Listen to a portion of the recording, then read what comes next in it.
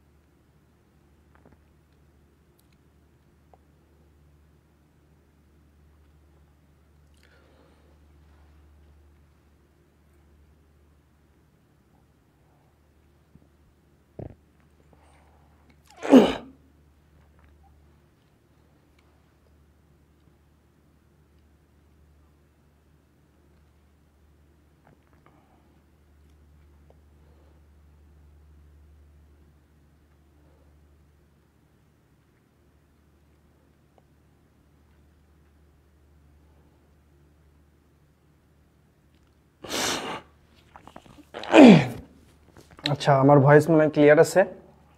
শরীফ আল হাসান আহাদ, sound clear. Shaon ইসলাম জি ভাইয়া, সবকে কণ্ঠকুমার জি ভাইয়া, রাহুল পারভেজ রাকিব, কেমিস্ট্রি কি আমাদের রকি ভাই? না ভাই, এতটাও না। মরিয়ম আক্তার আপু বলছেন আসসালামু আলাইকুম স্যার। আসলে স্যার বলবেন না, ভাইয়া বলবেন, ঠিক আছে? স্যার আসলে স্যার শোনার মতো যোগ্যতা এখন অর্জন করিনি। আমি এই কথা অনেকবারই বলি, আপনাদের হয়তো বা 3-4 বছরের সিনিয়র হব, অথবা অনেকের ক্ষেত্রে 2-1 বছরের সিনিয়র হব। ভাই এটাই সম্বোধন করেন, ঠিক আছে? আচ্ছা, তো আমরা আসলে ক্লাসটা শুরু করি তাহলে, তাই না? ওকে, তো আমি আবারও সবাইকে আসসালামু আলাইকুম। Chemistry duet admission preparation chemistry 2 নম্বর ক্লাসে আপনাদের সবাইকে স্বাগতম। আমরা ইতিমধ্যে একটা ক্লাস করেছি, ঠিক আছে? এটা আমাদের সেকেন্ড ক্লাস, আজকে আমাদের দ্বিতীয় ক্লাস। তো আমরা গত ক্লাস পর্যন্ত কি শেষ করছি সেটা একটু সামারি করি।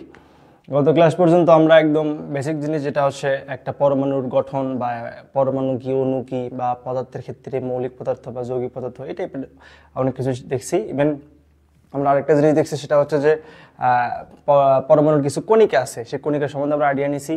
আর লাস্ট একটা জিনিস দেখছিলাম, সেটা হচ্ছে একটা পরমাণুকে আসলে কিভাবে রিপ্রেজেন্ট করা যায়। একটা পরমাণুকে কিভাবে আসলে একটা পরমাণুকে দেখলে আমরা চিনতে পারবো যে এটা আসলে কার মান কোনটা, কোনটা প্রোটনের মান, কোনটা ইলেকট্রনের মান, কোনটা নিউট্রনের মান, সব কিছু আমরা বের করতে পারি, ঠিক আছে? তো আমরা গত ক্লাস পর্যন্ত এটুকুই শিখছি। আজকে বেশিক্ষণ ক্লাস নেবো না, আজকে অনেক কম ক্লাস নেবো। আজকে আমরা তেমন কিছু করবো না, আজকে একটু গল্প করবো, ঠিক আছে? আমরা গত ক্লাসে কিছু জিনিস হয়তো বা মিস করছি। একটা জিনিস আমি আপনাদেরকে বলে নিই, সেটা হচ্ছে যে এখন আপনি যে ক্লাসগুলো করবেন, মানে 1, 2, 3, ইভেন 4 নাম্বার ক্লাসে যেগুলো করবেন, এগুলো অনেকের কাছে জানা মনে হবে, ঠিক আছে? অনেকের কাছে জানা, আমি শিওর বলতে পারি এখানে 90% স্টুডেন্ট যারা এই লাইভ ক্লাস করতেছে বা যারা এই ক্লাসগুলো করবে, তাদের 90%ই এই জিনিসগুলো জানা। তো আমি তো একটা কথা বলছিলামই যে জানা জিনিসগুলো আসলে ওটাই একটু রিভিশন করতে ভালো লাগে, অজানা জিনিসগুলো ভালো লাগে না। তো আপনার দেখা যাচ্ছে যে আবার এই ক্ষেত্রেও যেহেতু জানা, অনেক আগে থেকে জিনিসগুলো জেনে আসছেন, হয়তো বা বোরিং ফিল করতে পারেন। তো সেই সুবাদে চেষ্টা করব আসলে গল্পের মাধ্যমে ক্লাসগুলো করার, ঠিক আছে? আমরা আসলে গল্প করব, বাংলা কথা আমরা গল্প করব, গল্পের মাধ্যমে কিছু যদি শিখতে পারি তা শিখবো, ঠিক আছে? আর আজকের ক্লাসটা অনেক সংক্ষিপ্ত হবে, আজকের ক্লাস শুধুমাত্র কয়েকটা টপিক পড়বো ইনশাল্লাহ। তো আসেন, আমরা গত ক্লাস পর্যন্ত কি করছিলাম সেটা তো আমি আপনাকে সামারি করলাম। তো আমি একটা ব্ল্যাঙ্ক স্লাইড নিয়ে আমি গত ক্লাসের কিছু জিনিস, আসলে জানার জিনিসও আমি আবার একটু আলোচনা করি, ঠিক আছে? তো গত ক্লাসের জিনিসটা যদি আপনার সাথে আলোচনা করি, আমি আপনাকে দেখাইছিলাম যে পদার্থের আসলে প্রকারভেদ 2টা, তাই না? একটা হচ্ছে মৌলিক পদার্থ, আর একটা কি, যৌগিক পদার্থ, তাই তো? কিন্তু পদার্থের আসলে আপনি প্রকারভেদ দেখছেন, মৌলিক পদার্থ, যৌগিক পদার্থ, তাই, ঠিক আছে? কিন্তু পদার্থের আসলে অবস্থা আছে। আমরা পদার্থ আসলে আমি তো আপনাদেরকে বলছিলাম যে পদার্থ আসলে কি, আমাদের চারিপাশে চোখের সামনে যা দেখি সব পদার্থ, ঠিক আছে? তো আমরা চারিপাশে চোখের সামনে যা দেখি এগুলোর কিন্তু অনেক রকম অবস্থা আছে। তো অবস্থা ভেদে পদার্থের কিছু প্রকারভেদ আছে, আর অবস্থা ভেদে পদার্থের কিছু প্রকারভেদ কিভাবে বা কোন বৈশিষ্ট্য সাপেক্ষে তারা আসলে আলাদা হলো, এই জিনিসগুলো আমি দেখব। কারণ আমরা ইতিমধ্যেই অণু এবং পরমাণু সম্বন্ধে অনেক ভালো একটা আইডিয়া পেয়েছি, ঠিক আছে? আসেন আমরা একটু শুরু করি। সেটা হচ্ছে যে পদার্থের ক্ষেত্রে যদি আমি অবস্থা ধরি, পদার্থের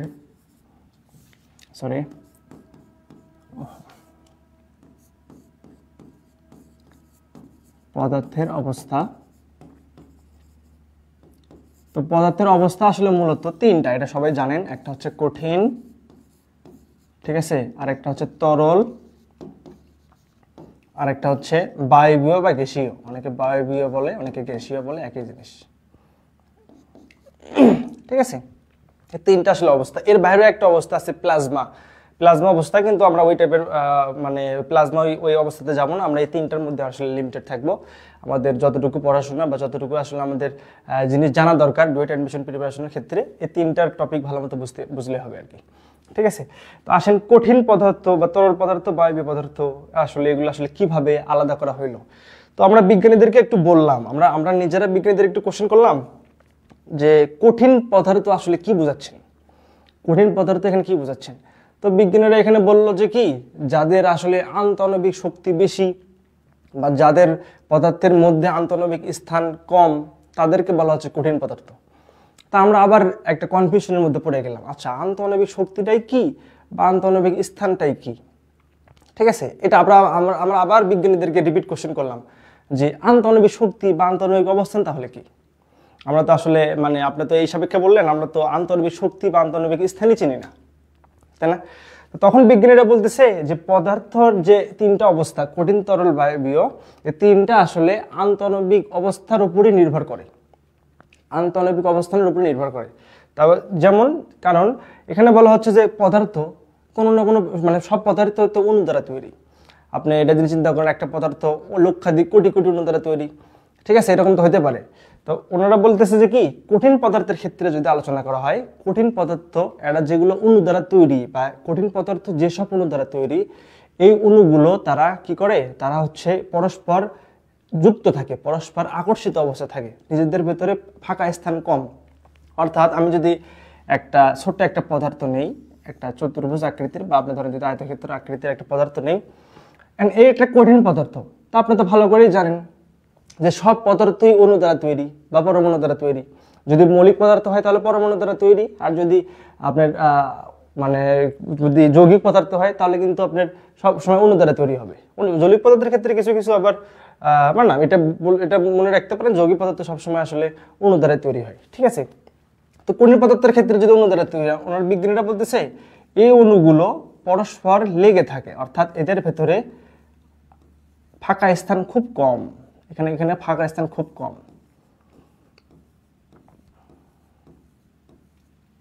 ঠিক আছে, কঠিন পদার্থের ক্ষেত্রে এই অণুগুলোর মধ্যে ফাঁকা স্থান খুব কম, এই অণুগুলো একটা আরেকটার সাথে পরস্পর সংযুক্ত অবস্থা থাকে, একটা অণু আরেকটা অণুর সাথে সংযুক্ত অবস্থা থাকে। ঠিক আছে, এই ক্ষেত্রে সংযুক্ত অবস্থায় থাকার ফলে তাদের মধ্যে আন্তঃনবিক স্থান বা তাদের ভেতরে ফাঁকা স্থানটা কম। কথা বুঝতে পারছেন? তো কঠিন পদার্থের ক্ষেত্রে আমি কি বুঝলাম, কঠিন পদার্থের ক্ষেত্রে যে অণুগুলো থাকে এই অণুগুলো কি হয়, পরস্পর যুক্ত অবস্থায় থাকে। এখন এই জায়গা থেকে বা এই পদার্থের এই অবস্থা থেকে আমি দুটো জিনিস পাই, একটা হচ্ছে আন্তঃনবিক শক্তি আর একটা হচ্ছে কি আণবিক শক্তি আর একটা হচ্ছে আন্তঃনবিক স্থান, আন্তঃনবিক স্থান। আমি আবারও রিপিট করতেছি যে এই পড়াগুলো আপনাদের কাছে অনেক পরিচিত, আমি তারপরও আমি আমি আমি ক্লাসেও যখন ক্লাস নেই আমি সেই স্টুডেন্টকে টার্গেট করে ক্লাস নিই যে আসলে কিছু বোঝে না। ঠিক আছে, তো আমিও এই ক্লাসগুলো নিচ্ছি, আমি যে ছেলেটা একদম কেমিস্ট্রি সিউ পারে না তাদের জন্য আমি ক্লাসগুলো নিচ্ছি। তো যারা আসলে পারেন তাদের ক্ষেত্রে একটু বোরিং লাগতে পারে, একটু এনজয় করেন। ঠিক আছে, একটু রিভিশন দেন যে সবকিছু ঠিকঠাক মতো বুঝতে পারছেন কিনা, আশা করি আপনারা বিষয়টা এনজয় করবেন। ঠিক আছে, দেখেন আমি এই অবস্থা থেকে দুইটা জিনিস জানতে পারি, একটা হচ্ছে আন্তঃনবিক শক্তি আর একটা হচ্ছে আন্তঃনবিক স্থান। তো আমি আপনাকে একটু আগে বললাম যে ভাই একটা অণু বা আরেকটা অণুর সাথে কিন্তু পরস্পর যুক্ত অবস্থা থাকে, তো এমনিতে কিন্তু যুক্ত অবস্থা থাকবে না। যেমন আমার কাছে তো একটা ফোন আছে, আমি যদি এই ফোনটা আর আমি যদি এই যে পেনটা আমি যদি করি, এটা কিন্তু কখনো যুক্ত অবস্থা থাকতেছে না। কিন্তু এটা যদি চুম্বক হইতো, তাহলে কিন্তু তার ভেতরে একটা আকর্ষণ শক্তি কাজ করলো। ঠিক আছে, তো কঠিন পদার্থের ক্ষেত্রেও যদি চিন্তা করেন, এই একটা অণু আর একটা অণুর সাথে যে শক্তি দ্বারা যুক্ত অবস্থায় আছে, যে শক্তি দ্বারা একটা অণু আর একটা অণু, মানে ধরেন এই একটা অণু এই একটা অণু বা এই একটা অণু বা এই একটা অণু, এরা আসলে একটা অণু আরেকটা অণুর সাথে যে অবস্থায় বা যে শক্তির কারণে তারা যুক্ত আছে, এই শক্তিকে বলা হচ্ছে আন্তঃনবিক শক্তি। আন্ত বলতে আসলে নিজেদের যারা আণবিক শক্তি দ্বারা বুঝেছে যে এদের আসলে কি নিজেদের ভেতরে যে শক্তিটা আছে, সেই যে শক্তি দ্বারা তারা আসলে যুক্ত হয়ে আছে, এই শক্তিকে বলা হচ্ছে আন্তঃনবিক শক্তি। ওকে, আচ্ছা, তারপর আরেকটা থাকলো আমার আন্তঃনবিক স্থান। আন্তঃনবিক স্থান দ্বারা বোঝাচ্ছে যে এই যে অণুগুলো আসলে গোলাকার। অণুগুলো কেন গোলাকার আমরা হচ্ছে আজকে যখন অরবিটাল পড়বো তখন আমরা ভালো মতো বুঝতে পারবো। ঠিক আছে, অণুগুলো গোলাকার হওয়ার কারণে দেখেন এদের ভিতরে কিছু কিছু ফাঁকা স্থান আছে, এই যে এখানে এখানে এখানে কিছু ফাঁকা স্থান আছে। ঠিক আছে, এই ফাঁকা স্থানগুলোকে বলা হচ্ছে, অর্থাৎ অণুসমূহের মধ্যে শক্তি মাত্রা নির্ণয়ের করার ফলে, অর্থাৎ অণুসমূহগুলো যুক্ত থাকার পরেও তাদের মধ্যে যে ফাঁকা স্থান থাকে সে ফাঁকা স্থানকে বলা হচ্ছে আন্তঃনবিক স্থান। তার মানে এইটুকু বুঝতে পারতেছেন যেসব পদার্থের মধ্যে আন্তঃনবিক স্থান কম সেই সব পদার্থের মধ্যে আন্তঃনবিক শক্তি বেশি। ঠিক আছে, দেখেন আমার যদি এখানে আন্তঃনবিক শক্তি কম, আমি কিন্তু বলতেই পারি আন্তঃনবিক শক্তি বেশি। ঠিক আছে, তো আপনারা আপাতত চিন্তা করেন যে ভাই এটা একটা বরফের একটা খণ্ড, জাস্ট ইমাজিন এটা একটা বরফের একটা খণ্ড। তো আমি বরফকে যদি তাপ দিই, ঠিক আছে, তাপ দিই, তাহলে এখানে কি ঘটে? তাপ দেওয়ার ফলে দেখেন এই অণুগুলো যখন তাপ দেয় তখন এদের ভেতরে কম্পন সৃষ্টি হয়। কম্পন সৃষ্টি হয় তাদের ভিতরে ছোটাছুটি একটা বিরাজমান একটা বা অস্থিতিশীল একটা অবস্থা কাজ করে। যখন কম্পন যা সৃষ্টি হয় তখন অণুগুলো একটু সরে যায়, ধরেন এরকম করে অণু সরে গেল, এইভাবে অণুগুলো সরে গেল, মানে একটা কম্পন সৃষ্টি, তাপের ফলে তারা একটা কম্পন সৃষ্টি হওয়ার কারণে অণুগুলো সরে গেল। এখন একটু চিন্তা করে দেখেন এই অবস্থার থেকে এই অবস্থা, এটাকে ধরেন আপনি পানি চিন্তা করেন, এটা যদি বরফ চিন্তা করেন, এটা পানি চিন্তা করেন, এই অবস্থার ক্ষেত্রে দেখেন অণুগুলোর ভেতরে ফাঁকা স্থান বেশি না? আচ্ছা, ফাঁকা স্থান তখনই বেশি হয়েছে যখন অণুগুলোর মধ্যে আকর্ষণটা কমছে। ওকে, তাহলে আমি বলতেই পারি যে বরফের তুলনায় পানির ক্ষেত্রে আন্তঃনবিক স্থান বেশি। হ্যাঁ, একটা অণুর থেকে আরেকটা অণুর পরস্পর দূরত্ব বেশি বাড়ছে। তাহলে আন্তঃনবিক স্থান যদি বেশি হয় তাহলে আমি বলতেই পারি যে পানির ক্ষেত্রে তাহলে আন্তঃনবিক শক্তি কম বরফের তুলনায়। ওকে, আচ্ছা, আমি এই পানিকে যদি আবার তাপ দেই, তখন এই অণুগুলো আরো ছোটাছুটি শুরু করবে।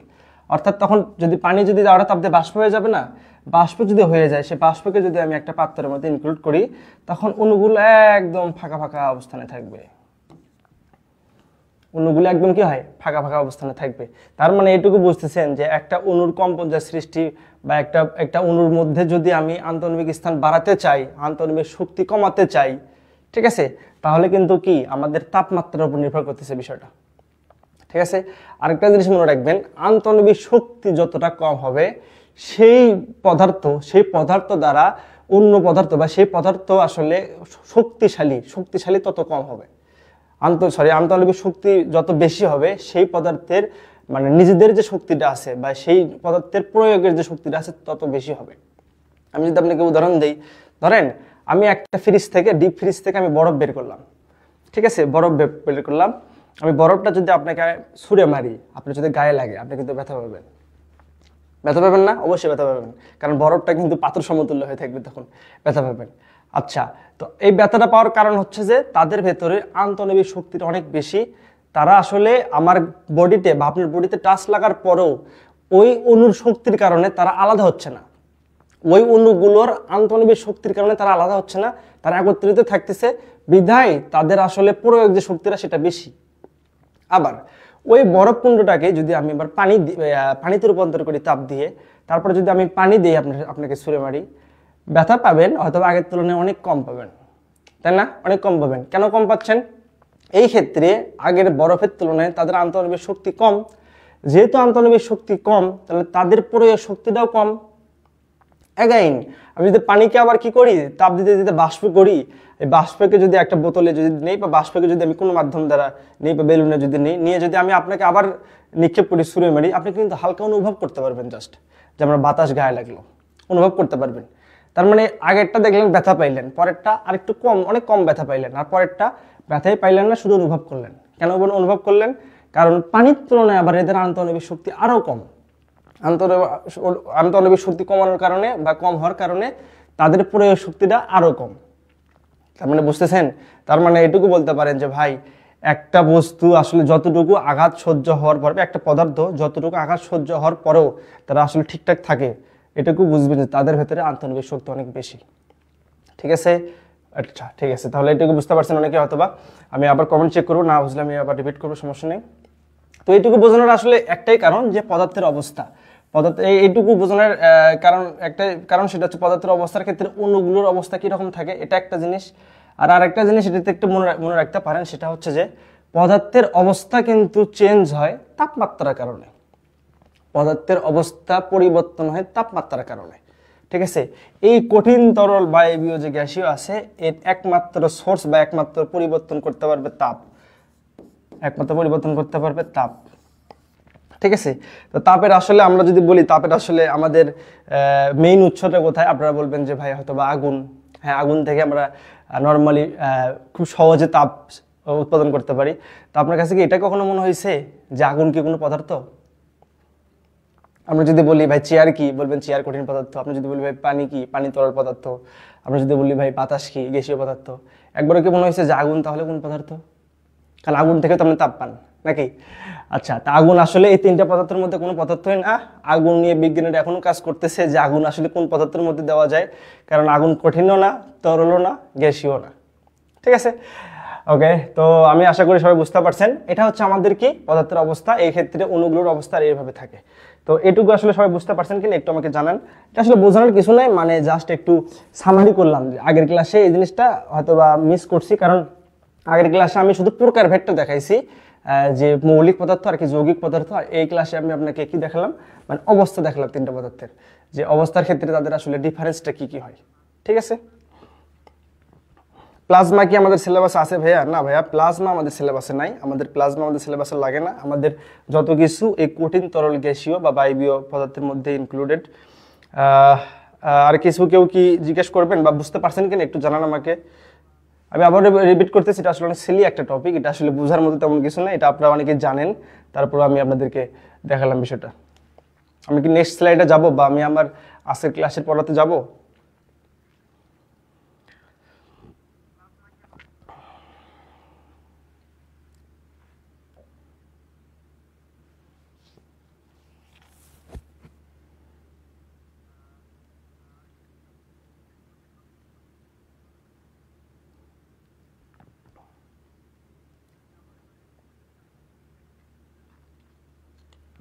শাওন ইসলাম ভাই কমেন্ট করছে প্লাজমাটা আসলে কি।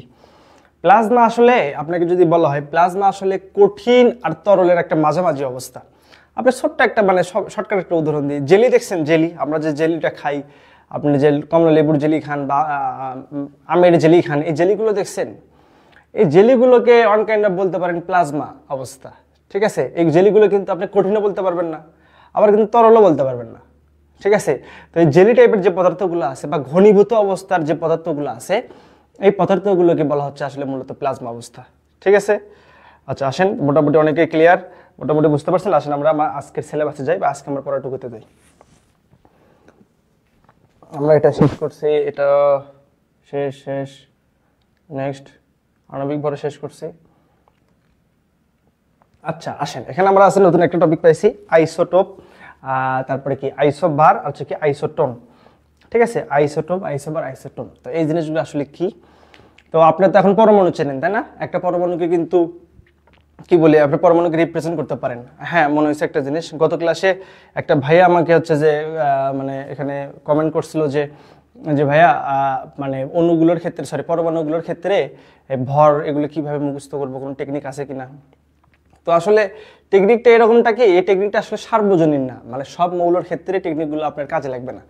আপনি যদি শর্টকাট উপায়ে শুরুতে কিছু শিখতে চান, সেটা হচ্ছে যে আপনি প্রোটন সংখ্যা তো মুখস্থ করতে হবে, অর্থাৎ আপনি প্রথমে হাইড্রোজেন, হিলিয়াম, লিথিয়াম, বেরিলিয়াম, এইভাবে আপনার প্রায় আমাদের অ্যাডমিশনের ক্ষেত্রে মোটামুটি 53টার মতো লাগে, অর্থাৎ আয়োডিন পর্যন্ত মেবি লাগে আমাদের, ঠিক আছে। আমাদের এই জিনিসগুলো এটুকু মোটামুটি ভর আর হচ্ছে যে প্রোটন সংখ্যাটা ইম্পর্টেন্ট। আর যোজনী যদি চিন্তা করেন, যোজনী জিনিসটা এখন আমি আসিনি, যোজনীটা আমাদের আরও অনেক কিছু শেষ করা লাগবে, তারপর আমরা যোজনীতে যাব। তো যোজনী জিনিসটা যখন আসবে তখন আমি আপনাকে যোজনী কীভাবে একটু মনে রাখা যায় সেই টেকনিকটা বলে দেবো, ঠিক আছে। তো আমাদের 53 পর্যন্ত প্রোটন সংখ্যার ভর সংখ্যাটা লাগবে। তো আমি ভর সংখ্যার ক্ষেত্রে শুরুতে যদি আপনি 20টা মৌলের ক্ষেত্রে বা 18টার মৌলের ক্ষেত্রে যদি চিন্তা করতে বলেন, এই ক্ষেত্রে ভর সংখ্যা মুখস্থ করার শর্টকাট টেকনিক হচ্ছে যে কি, যে সব জোর মৌল, অর্থাৎ জোর মৌল বলতে বুঝেছেন যেসব হচ্ছে যে 2, 4, 6, 8 এই টাইপের যে মৌলগুলো আছে, 2 4 6 8 10, তারপরে 12, এই টাইপের যে মৌলগুলো আছে, এই মৌলগুলোর ডাবল সংখ্যা, প্রোটনের ডাবল সংখ্যা হচ্ছে তার ভর সংখ্যা। একটু দেখেন, প্রোটনের ডাবল সংখ্যা হচ্ছে তার ভর সংখ্যা। যদি আমি আপনাকে বলি যে ধরেন ম্যাগনেসিয়াম হচ্ছে আমাদের একটা জোড় মৌল, ম্যাগনেসিয়ামের প্রোটন সংখ্যা হচ্ছে 12টা বা পারমাণবিক সংখ্যা 12টা, তাহলে এর ভরটা হবে 12 দুগুণে 24, তার মানে ম্যাগনেসিয়ামের ভর হচ্ছে কত? 24। ঠিক আছে। আর যেসব আসলে বিজোড় যে মৌলগুলো আছে, এটা কিন্তু সবার ক্ষেত্রে না, আমি আবার রিপিট করতেছি, 20-এর মধ্যে যে মৌলগুলো আছে এই মৌলগুলোর ক্ষেত্রে প্রযোজ্য। আর হচ্ছে যে কি, বিজোড় যে মৌলগুলো আছে এই মৌলগুলোর ক্ষেত্রে দ্বিগুণ করে 1 যোগ করবেন। যদি আমরা বিশ্লেষণ করে বলি, ধরেন সোডিয়ামের কত? 11কে যদি দ্বিগুণ করি তাহলে কত হচ্ছে? 22-এর সাথে যদি 1 যোগ করি তাহলে হচ্ছে কত? 23। সোডিয়ামের ভর কিন্তু 23। আবার অ্যালুমিনিয়ামের ক্ষেত্রে আসেন, অ্যালুমিনিয়ামের পারমাণবিক সংখ্যা কত? 13কে যদি দ্বিগুণ করি তাহলে হচ্ছে কত? 26-এর সাথে যদি 1 যোগ করি তাহলে হচ্ছে 27। অ্যালুমিনিয়ামের ভর কিন্তু 27। ঠিক আছে। তো এটা সার্বজনীন, এটা আসলে একটা শর্টকাট কিছু জিনিস, যে এই জিনিসগুলো একটু ফলো করলে হবে। তবে ভর সংখ্যাগুলো একটু মুখস্থ রাখতে হয়, ভর সংখ্যাগুলো মনে রাখতে হয়। যোজনী বের করে কিছু টেকনিক আমি আপনাকে দেখাতে পারবো, কিন্তু ভর সংখ্যা মুখস্থ করার জন্য আসলে ওইভাবে শর্টকাট উপায় থাকলেও হয়তো আমার জানা নেই, আপনারা অন্য কোনো সোর্স থেকে দেখে নিতে পারেন। তবে আমি আপনার ক্ষেত্রে 20-এর মধ্যে যে মৌলগুলো আছে মৌলগুলোর ক্ষেত্রে ভর সংখ্যাগুলো মুখস্থ করার একটা টেকনিক বলে দিলাম, আশা করি কাজে লাগবে। ঠিক আছে। তো আসেন আমরা এখন আইসোটোপ দেখব, আইসোবার, আইসোটোন। আইসোটোপ দ্বারা আসলে কি বোঝাচ্ছে? তো এখানে আইসোটোপ দ্বারা বোঝাচ্ছে যে আইসোটোপ দ্বারা বোঝাচ্ছে যে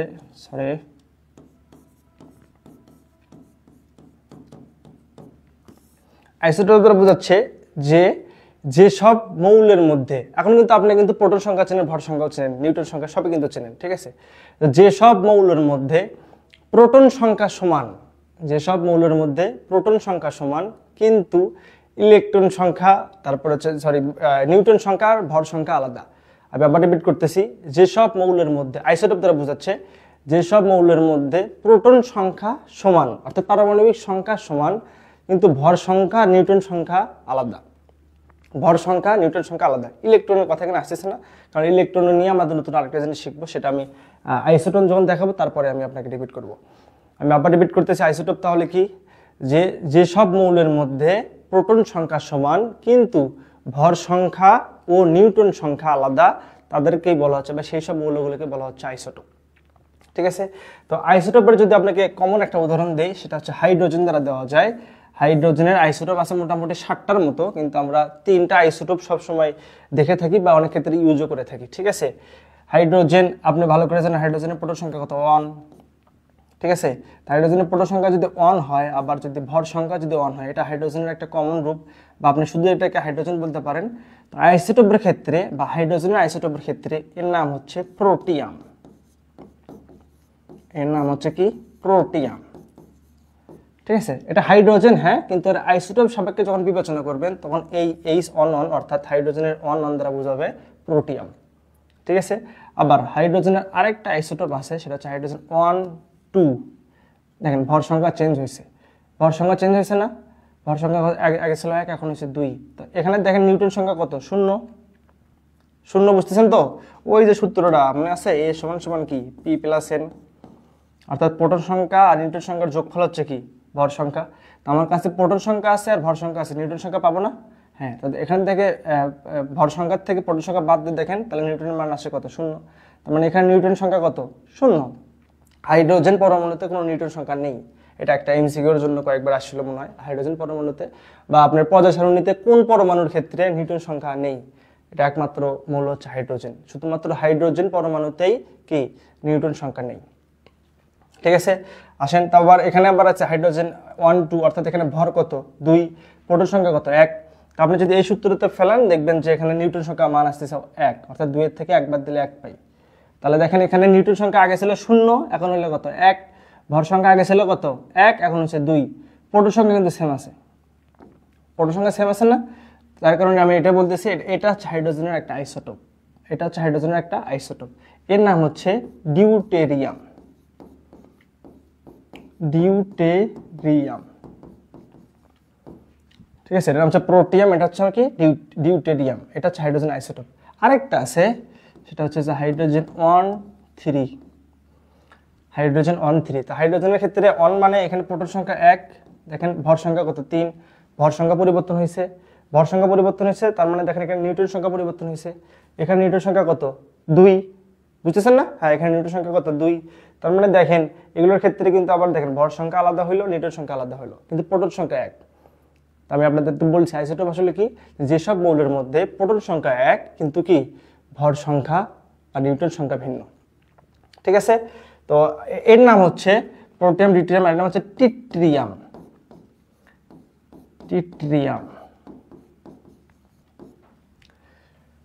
টিট্রিয়াম, ঠিক আছে, প্রোটিয়াম, ডিউটেরিয়াম, টিট্রিয়াম, এটা হচ্ছে আমার হাইড্রোজেনের আইসোটোপ। ঠিক আছে, তারপর যদি কখনো বলে আইসোটোপ কি, সংজ্ঞা ভেবে লিখে দেবেন, যদি বলে উদাহরণ দাও, তো আপনি এই 3টা উদাহরণ দিলেই হয়ে যাবে।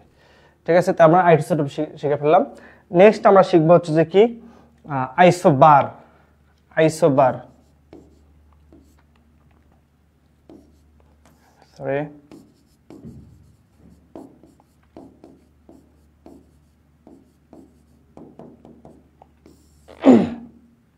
আইসোবার। আইসোবারের ক্ষেত্রে এখানে বোঝাচ্ছে যে কি, যেসব মৌলের মধ্যে ভর সংখ্যা সমান, যেসব মৌলের মধ্যে ভর সংখ্যা সমান, সেই সব মৌলের ভর সংখ্যা সমান কিন্তু কি নিউটন সংখ্যা আর প্রোটন সংখ্যা আলাদা। যেসব মৌলের মধ্যে ভর সংখ্যা সমান কিন্তু নিউটন সংখ্যা এবং প্রোটন সংখ্যা আলাদা, সেই সব মৌলকে পরস্পরের আইসোবার বলে। সেসব মৌলকে কি বলা হয়? পরস্পর আইসোবার বলা হয়।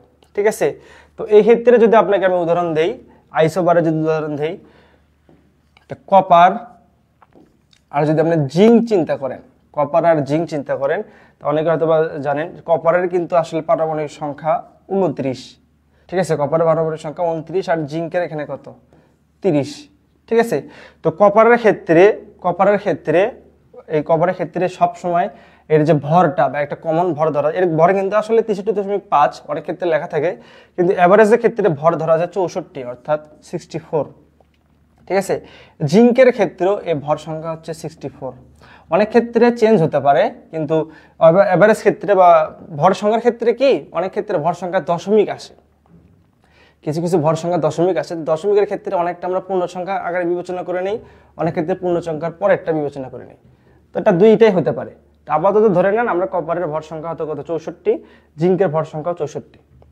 তো দেখেন আমি বলছি কি, যেসব মৌলের মধ্যে ভর সংখ্যা সমান, দেখেন এর ভর সংখ্যা কত 64, এটারও ভর সংখ্যা কত 64, কিন্তু কি প্রোটন সংখ্যা আর কি নিউট্রন সংখ্যা আলাদা।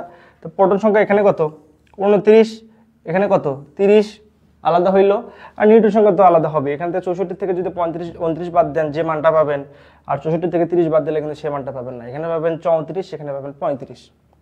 তার মানে শুধু ভর সংখ্যা এক হলো, বাকি দুইটা কি আলাদা। তো এটাকে বলা হচ্ছে আমাদের কি আইসোবার। এরা হচ্ছে পরস্পরের কি আইসোবার। আশা করি বিষয়টা বুঝতে পারছেন। তো বলেন তো ভাইয়া, আইসোটোপ আর আইসোবার নিয়ে কি কারো সমস্যা আছে? একটু আমাকে রিপিট করেন, আমাকে হচ্ছে যে জানান তো একটু যে ভাই আইসোটোপ বা আইসোবার নিয়ে কারো সমস্যা আছে কিনা।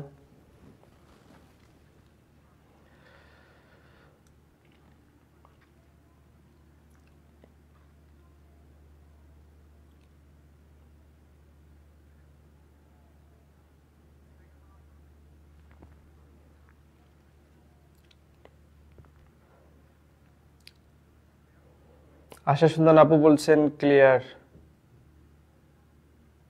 ওকে, আর দুই একজন একটু আমাকে জানান যে ভাইয়া আইসোটোপ আইসোবার কি বুঝতে পারছেন, মানে নাকি এই বিষয়ে কি আর কারো কোনো কোয়েরি আছে কিনা একটু আমাকে জানান। অল ক্লিয়ার ভাইয়া, শাওন ইসলাম ভাইয়া, প্রবলেম নেই, ধন্যবাদ আপু, ধন্যবাদ ভাইয়া। তাহলে আমরা এখন পরের টপিকটাতে যাব। তাহলে আমরা কিন্তু আইসোবার, দেখেন এইটা ক্ষেত্রে কিন্তু মানে এমসিকিউ যদি আসে এই টাইপের কিন্তু কোশ্চেন পারতে হবে, কারণ আমরা কিন্তু বেসিক জিনিসটা বুঝে দিছি। তাহলে আমরা আইসোটোপ শিখলাম, আইসোবার শিখলাম, এখন শিখবো আইসোটোন। আইসোটোন ওই সেম ভাবে এখন এখানে নতুন আরেকটা জিনিস আসতেছে আইসোটোন।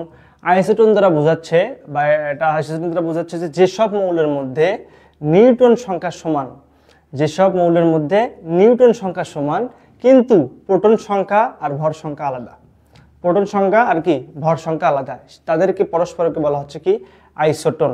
ঠিক আছে, তো আমি যদি আইসোটোনের উদাহরণ হিসেবে আপনাকে দেই, আইসোটোনের যদি আমি উদাহরণ আপনাকে দেই,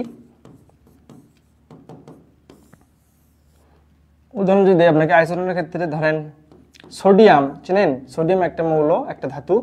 সোডিয়ামের হচ্ছে যে প্রোটন সংখ্যা 11 আর এর ভর সংখ্যা 23। আবার ম্যাগনেসিয়াম চেনেন, ম্যাগনেসিয়াম একটা ধাতু, এর হচ্ছে যে প্রোটন সংখ্যা 12, ভর সংখ্যা হচ্ছে 24। তাহলে দেখেন প্রোটন সংখ্যা আলাদা 11 12 আলাদা, ভর সংখ্যা আলাদা 23 24। ঠিক আছে, তো নিউটন সংখ্যা যদি বের করেন এখান থেকে a plus P S equal to P plus N ধরে যদি বের করেন তাহলে দেখেন এখানে এর মান পাবেন কত 12 23, আর এখানে যদি 11 বসেন এর মান পাবেন কত 12। আমি আশাবাদী আপনারা এইটুকু ক্যালকুলেশন করতে পারবেন। এখানে এন এর মান কত বের হয় 12। ঠিক আছে, তাহলে দেখেন আমার এখানে এন এর মান হচ্ছে কত 12 আর এখানে এন এর মান কত 12। তাহলে দেখেন নিউটন সংখ্যা সমান, নিউটন সংখ্যা সমান। তাহলে এই নিউটন সংখ্যা সমান আপনাদের যদি বলেন তাহলে এটাকে বলা হচ্ছে আইসোটোন। বাকি দুইটা কিন্তু আলাদা, ভর সংখ্যাও আলাদা, প্রোটন সংখ্যা কিন্তু আলাদা। ঠিক আছে, এরা পরস্পরের কি আইসোটোন। ঠিক আছে, তো এই আইসোবার আইসোটোপ আইসোবার আইসোটোন এটা কিন্তু তিনটা জিনিসের উপর ডিপেন্ডেন্ট। একটা হচ্ছে পি, একটা হচ্ছে এ, আর একটা হচ্ছে কি পি এ, আর একটা হচ্ছে এন। এই তিনটা তত্ত্বের উপর ডিপেন্ডেন্ট। অর্থাৎ আইসোটোপের ক্ষেত্রে এই পি দ্বারা বোঝাবেন প্রোটন সংখ্যা সমান, এই পি দ্বারা আইসোটোপের ক্ষেত্রে প দ্বারা বোঝাবেন প্রোটন সংখ্যা সমান, বাকি দুইটা আলাদা। আইসোবারের ক্ষেত্রে দেখবেন যে বারের ক্ষেত্রে ভর সংখ্যা সমান, বাকি দুইটা আলাদা। আর আইসোটোন, টোন মানে যেটা বুঝতে পারছেন যে তাহলে নিউটন সংখ্যা এখানে 1, বাকি দুইটা আলাদা। বুঝছেন, মানে টোপের ক্ষেত্রে পি হচ্ছে প্রোটন সংখ্যা সমান, বাকি দুইটা আলাদা। বারের ক্ষেত্রে ভর সংখ্যা সমান, বাকি দুইটা আলাদা। টোনের ক্ষেত্রে কি নিউটন সংখ্যা সমান, বাকি দুইটা আলাদা। এটা একটা শর্টকাট ফর্মুলা, সবাই কি বুঝতে পারছেন? তো এটা আমাদের আইসোটোন। তাহলে সোডিয়াম আর ম্যাগনেসিয়াম পরস্পরের কি আইসোটোন। ঠিক আছে, এখন আপনাকে বোনাস হিসেবে আরেকটা জিনিস শেখাবো, সেটা হচ্ছে, সেটা আমাদের টপিক এর দেওয়া নেই, তারপর আমি ইনক্লুড করতেছি। একটা হচ্ছে আইসো ইলেকট্রনিক। আইসো ইলেকট্রনিক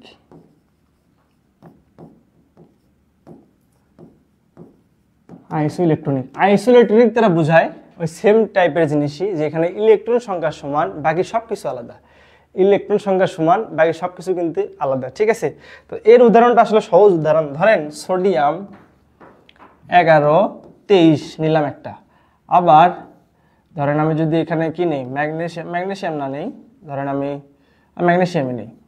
ম্যাগনেসিয়াম কত 12 24 2+। আমি নিলাম সোডিয়াম 11 23 আর ম্যাগনেসিয়াম নিলাম 12 24 2+। তো এটা দ্বারা আসলে কি বোঝাচ্ছে দেখেন, আমি যদি এখানকার ক্ষেত্রে মান বের করি, এর মান হচ্ছে কত 23, তাই না? ভর সংখ্যার মান 23, পির মান কত 11, এনের মান কত, এনের মান বের করতে পারবেন না? এনের মান 23 থেকে 11 বাদ দিলে কত 12। আর এর মান কত বলেন তো? আমি আপনাদেরকে একটা জিনিস বলছিলাম গত ক্লাসে, যে স্থিতিশীল থাকা অবস্থায়, চার্জহীন থাকা অবস্থায় ওই মৌলের প্রোটন সংখ্যা যা, ওই মৌলের ইলেকট্রন সংখ্যা তাই। এখানে চার্জ আছে নাই, তার মানে চার্জ মানে নাই মানে 0। তাহলে এখানে ইলেকট্রনের মান কত 11, সরি বুঝছেন? আসেন এই ক্ষেত্রে যদি চিন্তা করি, এর মান কত 24, পির মান কত, পির মান হচ্ছে আমাদের 12, এনের মান হচ্ছে আমাদের কত, এখানে আমাদের এনের মান হচ্ছে ধরেন 12। ঠিক আছে না, 12, হ্যাঁ এনের মান 12। ইলেকট্রনের এখানে মান কত হবে বলেন তো? এখানে ইলেকট্রনের মান হবে 10। কেন 10? ওই যে একটা সূত্র শিখেছিলাম মনে আছে, কিউ সমান পি মাইনাস সি। এখানে কিউ এর মান কত +2, পির মান কত 12, ইলেকট্রনের মান বের করবেন। তাহলে আপনি এই যদি এই পাশে পার করে দেন আর দুই যদি এই পাশে পার করে দেন, তাহলে ইর মান বের হবে দেখেন 10। এখানে ইর মান কত 10। ঠিক আছে, তো এখন এখানে যদি আমি আরেকটা জিনিস চিন্তা করি, আমি যেহেতু আইসো ইলেকট্রনিক শেখাচ্ছি, আমি আপনাকে যদি এখানে আইসো ইলেকট্রনিক শেখাচ্ছি, তাহলে আমি এখানে আপনাকে সোডিয়াম একটা আয়ন দিলাম। সোডিয়াম কি করলাম, একটা আয়ন দিলাম। যদি আয়ন দেই, তার মানে এখন আমি যদি এই সূত্রতে আমি এটা অবজার্ভ করি বা এটা যদি ফেলাই, তাহলে দেখেন এখানে ইলেকট্রনের মান আসবে 10, 11 আসবে না। আপনি একটু হিসেব করে দেখেন, এখানে কিন্তু 11 আসবে না। কথা কি বুঝতে পারছেন? তাহলে দেখেন এই আইসো ইলেকট্রনিকের ক্ষেত্রে কি, যে ইলেকট্রন সংখ্যা সমান, আর প্রোটন সংখ্যা আর ভর সংখ্যা কিন্তু ভিন্ন। ইলেকট্রন সংখ্যা সমান, প্রোটন সংখ্যা ভর সংখ্যা ভিন্ন। তার মানে বলতে পারেন এই দুইজন পরস্পর হচ্ছে আইসো ইলেকট্রনিক। আইসো ইলেকট্রনিক দ্বারা বোঝাচ্ছে যে ইলেকট্রন সংখ্যা সমান, প্রোটন সংখ্যা এবং কি ভর সংখ্যা ভিন্ন। এখানে প্রোটন সংখ্যা ভিন্ন, ভর সংখ্যা ভিন্ন, কিন্তু ইলেকট্রন সংখ্যা সমান। নিউটন সংখ্যা সমান থাকতেছে, এখানে কোনো এটা ম্যাটার করবে না, কিন্তু এখানে ইলেকট্রন সংখ্যাটা সমান ম্যাটার করবে। আশা করি বুঝতে পারছেন। এটা হচ্ছে আমাদের কি আইসো ইলেকট্রনিক। তো আমাদের এই ক্ষেত্রে আমাদের পড়াটা ছিল আইসোটোপ, আইসোবার আর কি আইসোটোন, আর আমি আরেকটা জিনিস শিখলাম, এটা হচ্ছে আইসো ইলেকট্রনিক।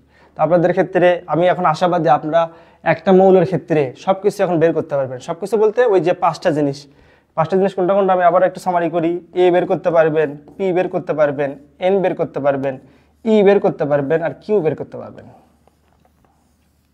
ঠিক আছে, এই পাঁচটা জিনিস বের করতে পারবেন। এই পাঁচটা জিনিস যদি বের করতে পারেন তাহলে মোটামুটি আপনি অনেকটুকু মানে একটা পরমাণুর গঠন সম্বন্ধে বিস্তারিত ভালো জানতে পারবেন, ইভেন পরিবর্তন করতে পারবেন, ইভেন এখানে কি এই যে আইসোটোপ, আইসোবার, আইসোটোন এই টাইপের যত জিনিস আছে সব কিছু মোটামুটি পারবেন।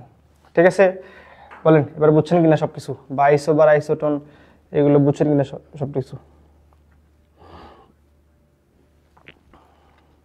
ভর সংখ্যা দশমিক হয় কিভাবে হয় একটু বুঝে দেন ভাইয়া। ভর সংখ্যার ক্ষেত্রে কি দেখেন, আমরা আসলে এই ভরটা আসলে কই থেকে আসে সেটাকে আমাকে জানতে হবে। একটা পরমাণুর ক্ষেত্রে যদি আমরা ভর সংখ্যা বিবেচনা করি, এই ভর সংখ্যা আসলে বিভিন্ন এককে প্রকাশ করা যায়, তবে আমরা সচরাচর গ্রাম এককে প্রকাশ করে, মানে এটা গ্রাম এককে প্রকাশ করি। ঠিক আছে, তো গ্রাম এককে প্রকাশ করি। ধরেন আমি যদি বলি যে ভাই অক্সিজেনের ভর কত, আপনি বলবেন ভাই অক্সিজেনের ভর হচ্ছে 16।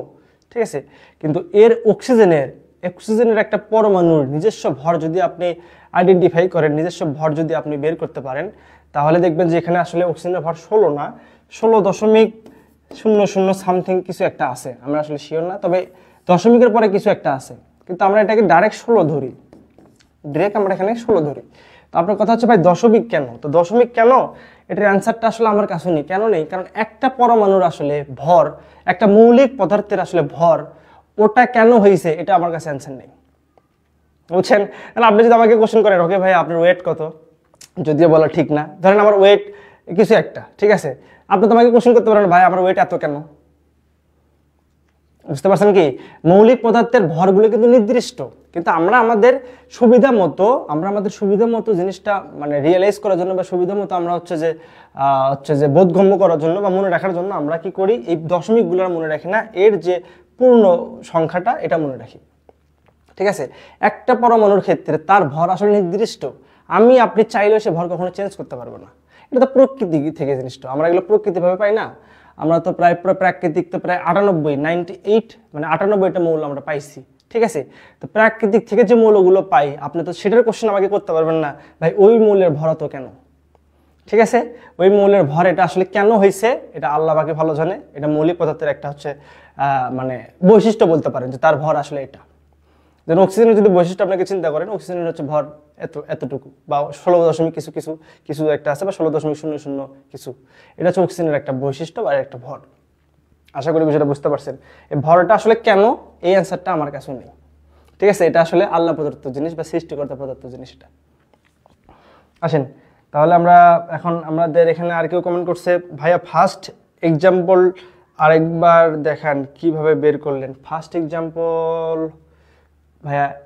এক্সাম্পল কি এটা নাকি কোনটার কথা বলছেন, আমাকে যদি একটু বলতেন ভাইয়া, আমি সেটা রিপিট করবো। ঠিক আছে, আর তারেক শামীম ভাই আপনি কি বুঝতে পারছেন যে আমি আসলে ভর সংখ্যার বিষয়ে আপনাকে কেন বললাম এই বিষয়টা?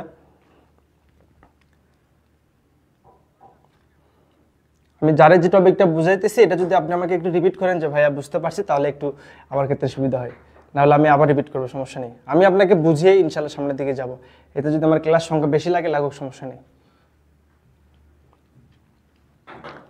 আর ইমরান শেখ ভাইয়া ফার্স্ট এক্সাম্পল তো আমি আসলে রিয়েলাইজ করতে পারতেছি না কোন এক্সাম্পলটা আপনাকে দেখাইছি। আপনি যদি একটু আমাকে মেনশন করে বলতেন ভাই এই এক্সাম্পলটা, তাহলে একটু আমার ক্ষেত্রে সুবিধা হতো।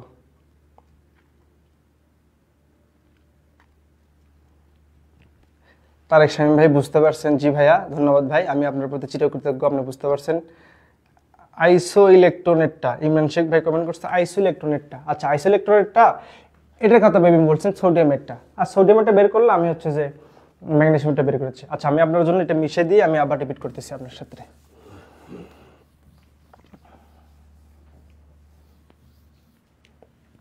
আমার এখানে সোডিয়াম আমি দিছিলাম, এখানে উদাহরণ হিসেবে দিছিলাম 1123, তারপরে কত প্লাস একটা প্লাস মানে +1 দ্বারা +1 দেওয়াও যা, আর একটা প্লাস এভাবে দেওয়া একই বিষয়। তো এই ক্ষেত্রে আপনি বের করতে বলছেন। তো আমি গত ক্লাসে আপনাকে একটা দেখাইছিলাম যে একটা পরমাণুকে, ধরেন এক্স নামে একটা পরমাণুকে যদি রিপ্রেজেন্ট করি, এখানে যদি কোনো সংখ্যা থাকে, সেটা হচ্ছে পি, অর্থাৎ প্রোটন সংখ্যা। এর মাথার উপরে বাম পাশে যদি কোনো সংখ্যা থাকে তাহলে সেটার মান হচ্ছে এ, অর্থাৎ ভর সংখ্যা। এর ডান পাশে মাথার উপরে যদি কোনো সংখ্যা থাকে তাহলে এটা কার মান? কিউ এর মান, অর্থাৎ চার্জের মান।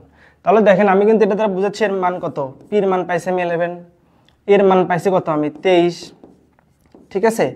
আবার এখানে একটা সূত্র জানি, সূত্র হচ্ছে এ সমান সমান পি প্লাস এন, অর্থাৎ প্রোটন সংখ্যা নিউট্রন সংখ্যার যোগফল হচ্ছে আমার ভর সংখ্যা, ঠিক আছে।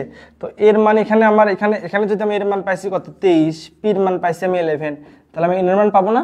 হ্যাঁ, এটা পাশে পার করে দিন, তাহলে কত হচ্ছে 12, তাহলে আমি এনের মান পাইছি আমি 12, ঠিক আছে। আবার আমি আরেকটা সূত্র জানি, প্রোটন সংখ্যার থেকে যদি আমি ইলেকট্রন সংখ্যা বাদ দেই, প্রোটন সংখ্যার থেকে যদি আমি ইলেকট্রন সংখ্যা বাদ দেই তাহলে আমি সেখান থেকে পাবো কি? চার্জ পাবো। তো আমি চার্জ সমান আমি কিউ ধরলাম, কিউ সমান সমান পি মাইনাস সি, ঠিক আছে। তো এই ক্ষেত্রে একটু দেখেন তো চার্জের মান কত? চার্জের মান হচ্ছে +1, +1 মানে 1 ধরতে পারেন। পির মান এখানে কত 11, এর মান আপনি বের করতে পারবেন না, এইটা পাশে পার করে দেন আর এই মানটা পাশে পার করে দেন, তাহলে দেখেন এখানে হচ্ছে কত 10, এর মান হচ্ছে কত আমার 10। এইভাবে বের করতে হয়। আপনি কি ভাই এখানে কি বলছেন? ইমরান শেখ ভাই, এখন কি বুঝতে পারছেন ভাই আমি এগুলো মানটা কিভাবে বের করছি? আমি সোডিয়ামের মানটা যেভাবে বের করছি, ম্যাগনেসিয়ামের মানটা আমি সেম প্যাটার্ন ফলো করে মানটা বের করছি। আপনি যদি বুঝে থাকেন তাহলে আমাকে একটু জানান, তাহলে আমি পরবর্তীতে আমাদের লাস্ট টপিক অরবিট ও অরবিটাল নিয়ে একটু কথা বলবো, তাহলে আমাদের আজকের ক্লাসটা শেষ ইনশাল্লাহ।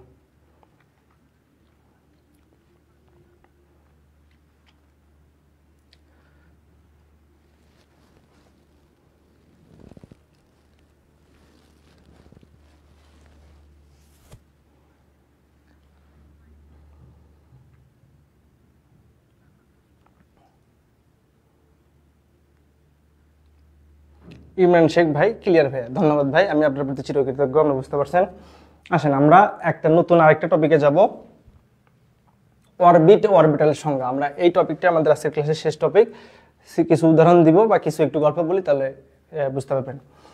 আসলে তার আগে ফার্স্ট অফ অল আগে অরবিট আর অরবিটালের আসলে বাংলা সংজ্ঞাটা বা বাংলা আসলে মানেটা কি দ্বারা সেটা বুঝি, ঠিক আছে।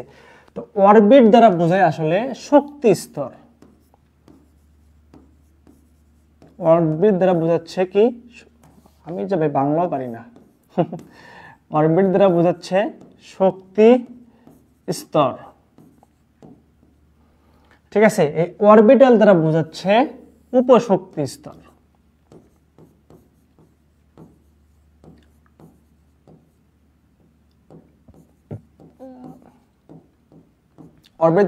অরবিটাল দ্বারা বোঝাচ্ছে কি এখানে উপশক্তি স্তর। তার মানে অরবিটাল বুঝতে গেলে আমাকে আগে অরবিট বুঝতে হবে, অর্থাৎ উপশক্তি স্তর বুঝতে গেলে আমাকে আগে শক্তি স্তর বুঝতে হবে। শক্তি স্তর কি?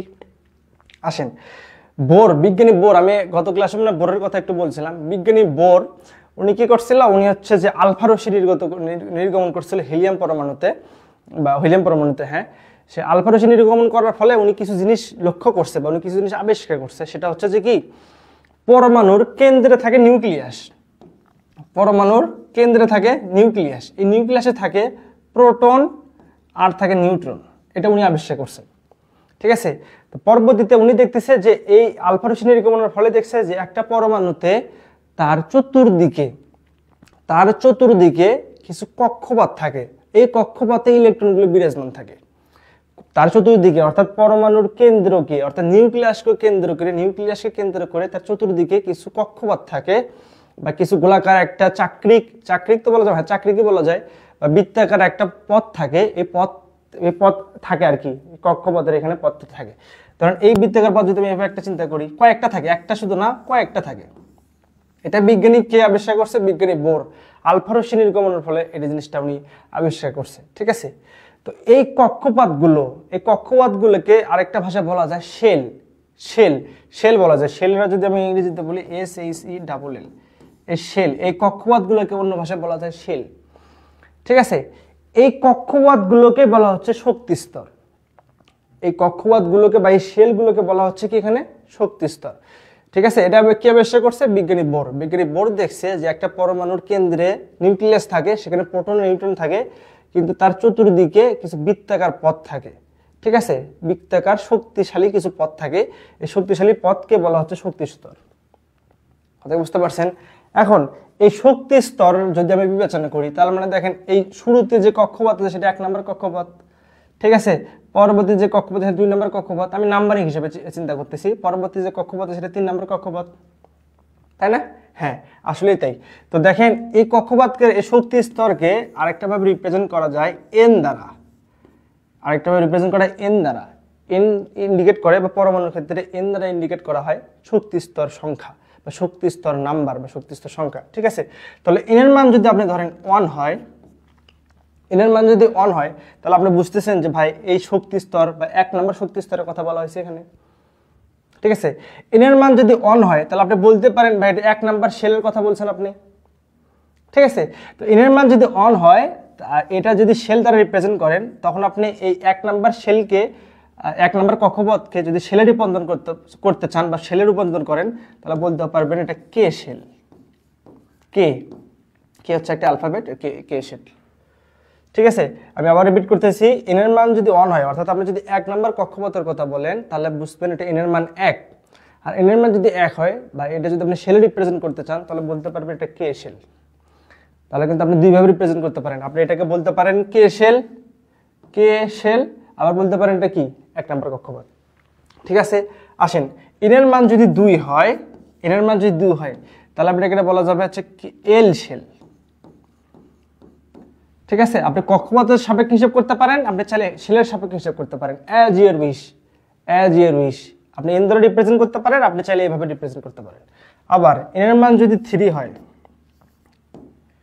এম শেল, তখন শেলের মানটা হবে এম, ঠিক আছে। আবার এন এর মান যদি 4 হয়, তাহলে হবে এন শেল,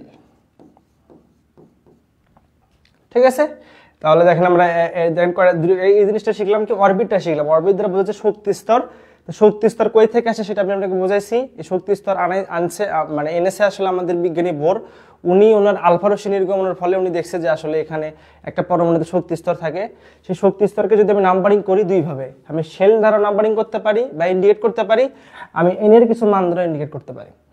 আমি আশাবাদী অরবিট সম্বন্ধে আপনার আর কোনো কোশ্চেন নেই। আছে কি কোশ্চেন, বা অরবিটটাকে বুঝতে পারছেন? একটু আমাকে জানান। এমডি রাতুল ভাই কমেন্ট করছে, ভাই চার্জ আর জারণ সংখ্যা কি সেম? ভাই জারণ সংখ্যা তো আসলে আমরা তো কেমিস্ট্রির শুরুর দিকে আছি, জারণ সংখ্যা আসলে আপনি এখন বুঝবেন না। আপনি জারণ সংখ্যা বোঝানোর জন্য অনেকটুকু ক্লাস করতে হবে। আমরা যোজনী সম্বন্ধে এখনো কিছু বলিনি। আমি আসলে ভাই কেমিস্ট্রি ক্লাসটা হচ্ছে ধাপে ধাপে, তো আমি আবারও রিপিট করতেছি, শুরুর ক্লাসগুলো অনেকেরই জানা লাগতে পারে, অনেকে এই বিষয়গুলো জানে, কিন্তু আমি আসলে ক্লাস নেই ওই স্টুডেন্টকে কেন্দ্র করে বা ওই স্টুডেন্টকে টার্গেট করে যে আসলে কেমিস্ট্রির সিউ বোঝে না। আমার কথা কি বুঝতে পারছেন? তো আপনি যদি এই কোশ্চেনের যদি আনসারটা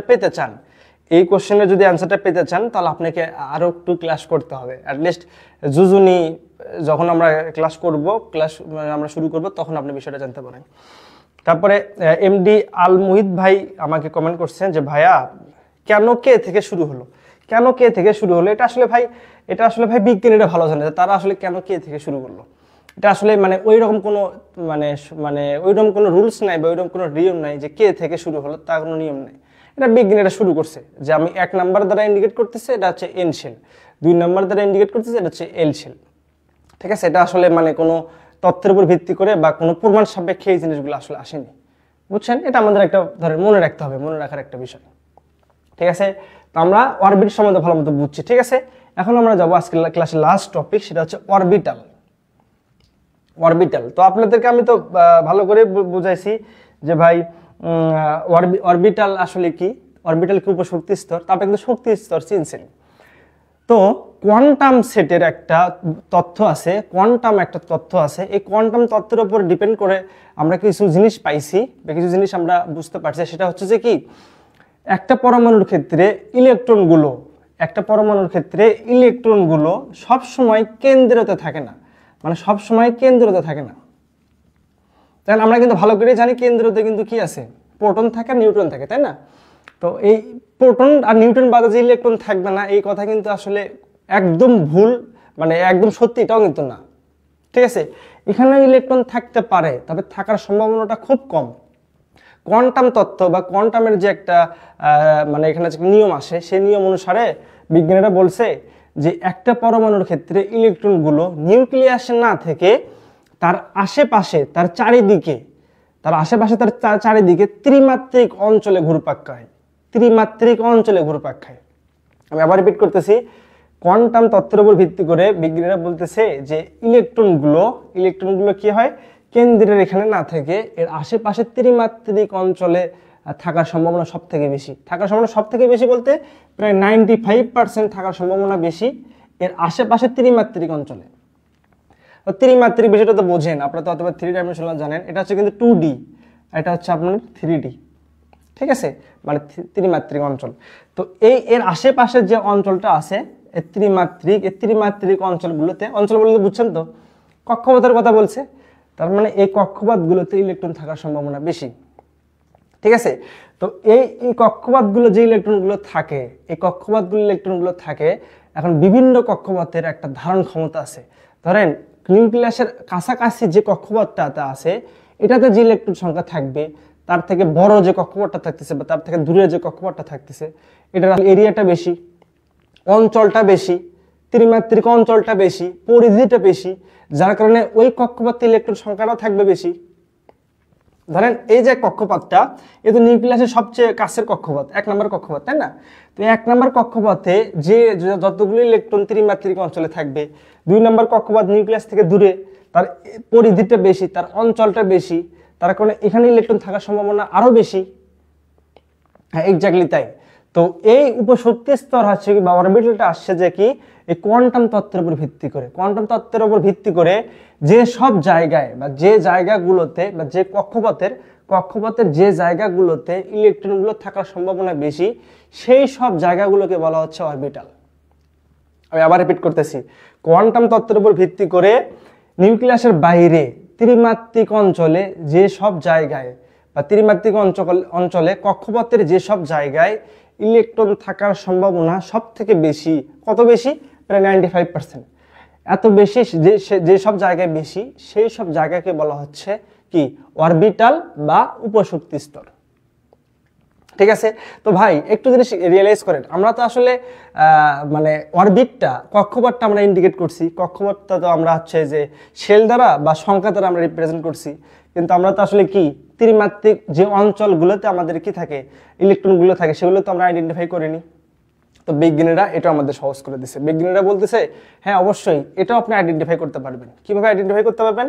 তারা কিছু উপশক্তি স্তর আমাদেরকে দিল, তারা কিছু ত্রিমাত্রিক বিন্যাস আমাদেরকে দিল যে ভাইয়া এই সব বিন্যাসগুলোতে আসলে ইলেকট্রনগুলো থাকে।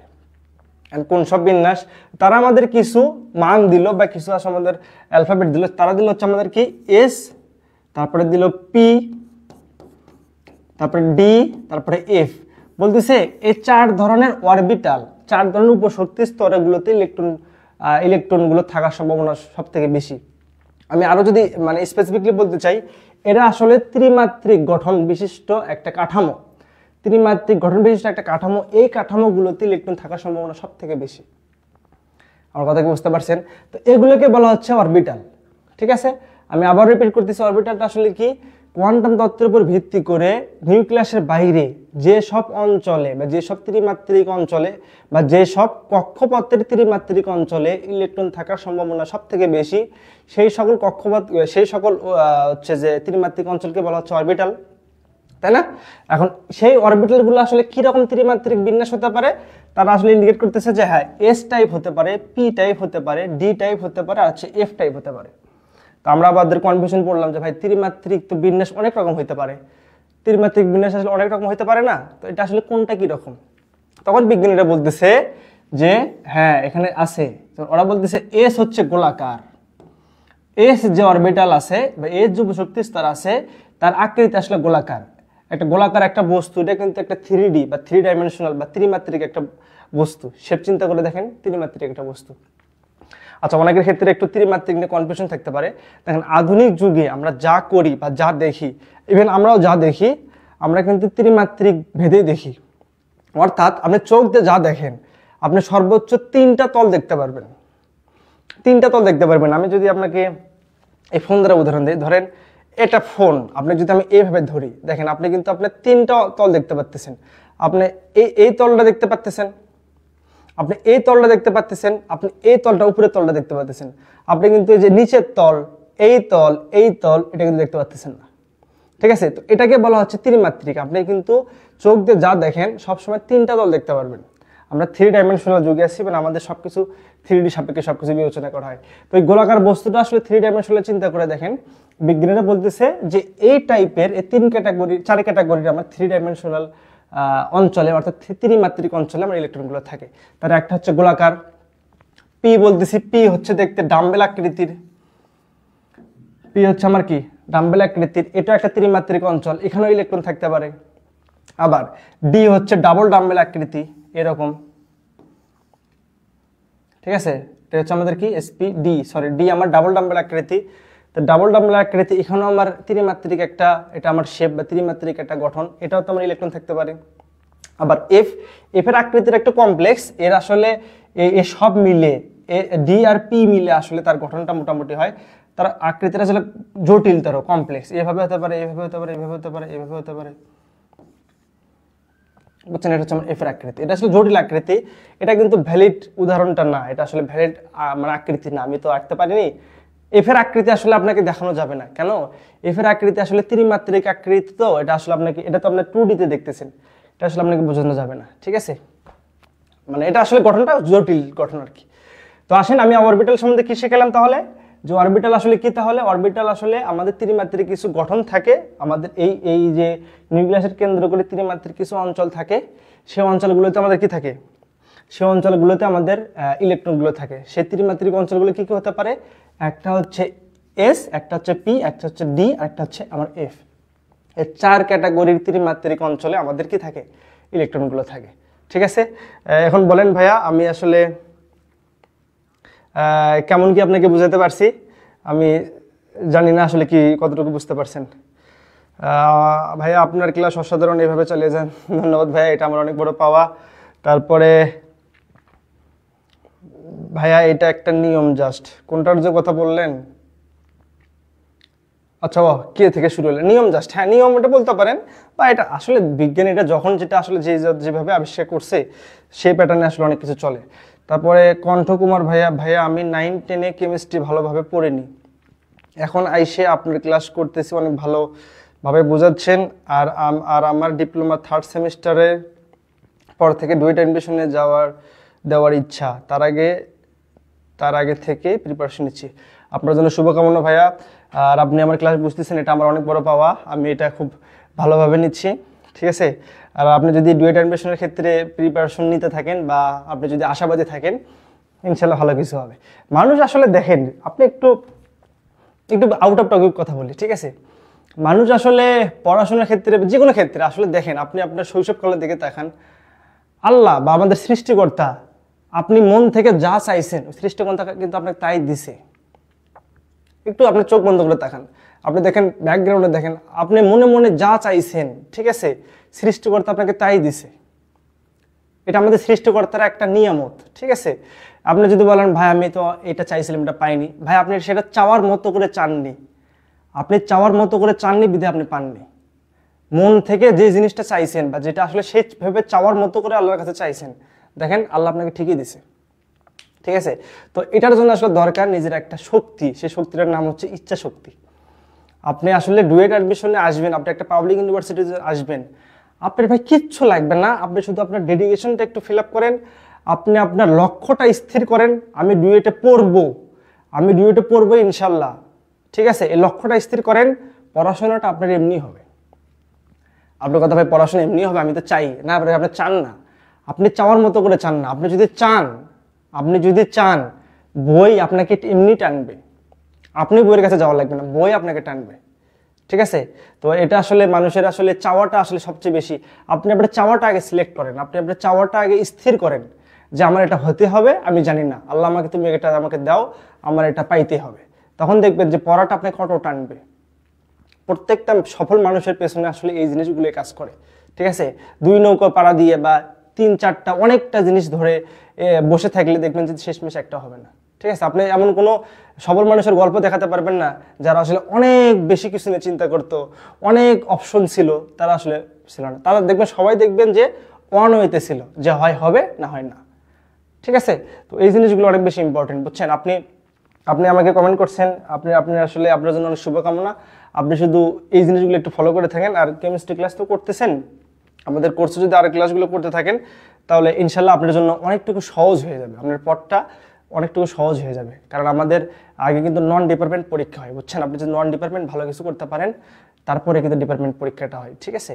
তো আবার নন ডিপার্টমেন্টের ক্ষেত্রেই সব কিছু আসলে বেশি চিন্তা করা হয়, নন ডিপার্টমেন্টটাকে পাস করা লাগে, তারপরে কিন্তু ডিপার্টমেন্টের খাতা দেখে, এই টাইপের অনেক কিছু আমরা জানি।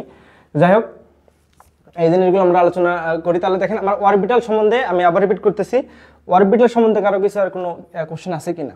অরবিটাল ক্ষেত্রে আমরা এস আর হচ্ছে পি আর হচ্ছে আমাদের কি ডি। এখন কোন অরবিটালে কোনটা থাকে বা কোন কক্ষপথে কোন অরবিটে আসলে কোন কোন অরবিটাল থাকে এটা আমরা নেক্সট ক্লাসে দেখব। কোন কোন কক্ষপথে আমাদের হচ্ছে যে কোন কোন অরবিটাল থাকবে, কেন থাকবে, কোন রুল ফলো করে, ঠিক আছে? কোন কক্ষপথে কতটি ইলেকট্রন থাকবে, সব কিছু আমরা নেক্সট ক্লাসে দেখব। আজকে দেখাইতাম কিন্তু আজকে একটু আচ্ছা ঠিক আছে। সবাই কি এটা বুঝতে পারছেন? অরবিটালটা কি বুঝতে পারছেন? আমার একটু কমেন্টে জানান, আমি আপনাদের কমেন্ট পড়লে অনেক ভালো লাগে এবং অনেক স্বাচ্ছন্দ্য বোধ করি।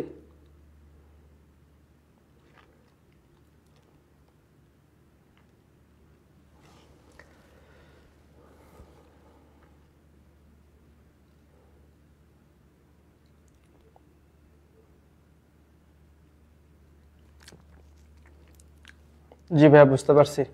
তো আমাদের আজকের ক্লাসটা আসলে এই পর্যন্তই। আমরা অরবিটাল সংজ্ঞাটা পড়লাম, আমরা অরবিটালের হচ্ছে যে কি মানে হচ্ছে যে ধারণাটা পাইছি। আমরা এর পরবর্তীতে আমরা আসলে ইলেকট্রন বিন্যাস পড়বো, কোয়ান্টাম সেট পড়বো, আউটবাউন্ড নীতি আছে সেগুলো পড়বো, কিন্তু সেগুলো সব কিছু বোঝার জন্য আমার এই জিনিসটা দরকার ছিল, ঠিক আছে? তো কেমিস্ট্রির ক্ষেত্রে আমি আবার একটা জিনিস আপনাদেরকে বলি, সেটা হচ্ছে যে কেমিস্ট্রির ক্ষেত্রে না অনেক টপিক বুঝতে গেলে মানে আপনি যদি আমি একটা টপিক বুঝাই, জাস্ট ইমাজিন আমি যদি আপনাকে কোয়ান্টাম সেট বুঝাই, তখন যদি আপনার কাছে যদি অরবিট জিনিসটা আসতো, এটা কিন্তু অচেনা হইতো, আপনি কিন্তু বুঝতে পারতেন না, ঠিক আছে? তো আমি একটু ধাপে ধাপে যাচ্ছি, তো এই জন্য ক্লাসগুলো অনেকের বোরিং লাগতে পারে যে ভাইয়া এগুলো জিনিস তো জানা।